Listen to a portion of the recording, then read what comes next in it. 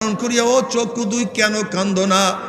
অথচ আমার সামনে আমি বুড়া হইয়া গেলাম, আমার সামনে আমার চোখ, আমার চুল পাকিয়া গেল, আমার সামনে আমার চোখের পাওয়ার নষ্ট হইয়া গেল, আমার সামনে আমার দাড়িগুলি পাকিয়া সাদা হইয়া গেল, আমার সামনে আমার হাতের শক্তি রহিত হইয়া গেল, আমার সামনে আমার কোমর ঝুঁকিয়া গেল, আমার সামনে আমি কবরের কিনারায় কিনারায় চক্কর লাগানো শুরু করলাম, কিন্তু কোনো কিছু হিসাব মিলাইতে পারলাম না। আল্লাহ, আল্লাহ তুই আমাদের সবাইকে মাফ করিয়া দাও।